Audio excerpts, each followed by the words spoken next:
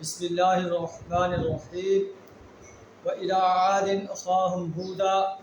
قال يا قوم اعبدوا الله ما لكم من إله غيره أفلا تتقون قال الملأ الذين كفروا من قومه إنا لنراك في سفاهة وإنا لنظنك من الكاذبين صدق اللہ العظیم۔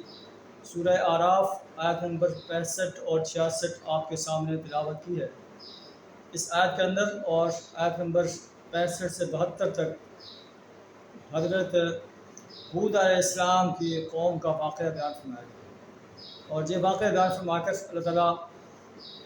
سرداران قریش کو یہ وارننگ دے رہا ہے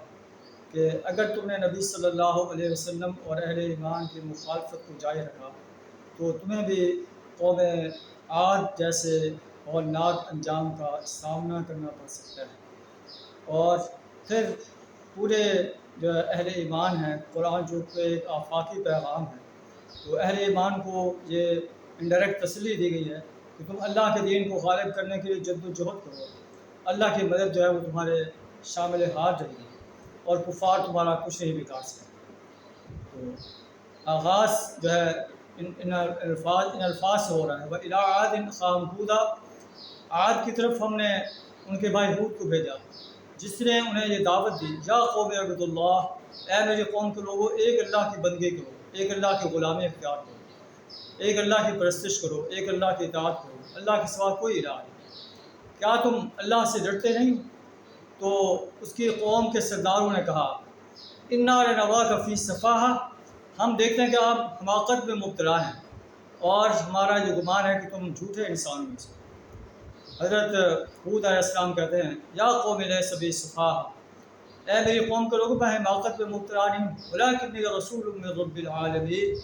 لیکن میں رب العالمین کی طرف سے رسول ہوں، ابلغکم رسالات ربی، میں اپنے رب کے پیغامات تمہیں پہنچا رہا ہوں، وَأَنَا لَكُمْ نَاصِحٌ أَمِينٌ، اور میں تمہارا خیر خواہ ہوں، امانت دار انسان۔ لیکن ہود علیہ السلام کی قوم نے آپ کی بات کو نہ مانا، اور انہوں نے کہا، کیا تو اس لیے ہے کہ لِنَعْبُدَ اللَّهَ وَحْدَهُ، کہ ہم ایک اللہ کی بندگی کریں، وَنَذَرَ مَا كَانَ يَعْبُدُ آبَاؤُنَا، اور جن بتوں کی عبادت ہمارے آباء و اجداد کرتے تھے ہم انہیں چھوڑ دیں، فَأْتِنَا بِمَا تَعِدُنَا إِن كُنتَ مِنَ الصَّادِقِينَ، جس عذاب کی تو دھمکی دے رہا ہے وہ لے آئے اگر تو سچے انسانوں میں سے۔ پھر اللہ کے عذاب کا کوڑا برسا۔ اللہ فرماتا ہے کہ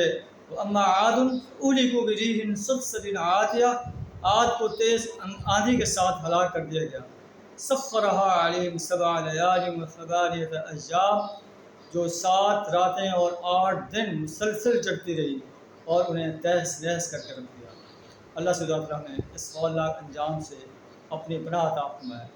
سچا مومن بننے کی اور عمل صالح کرنے کی توفیق عطا فرمائے، اپنے دین اسلام کو غالب کرنے کے لیے جد و جہد کرنے کی توفیق عطا فرمائے۔ وآخر دعوانا الحمد للہ رب العالمین۔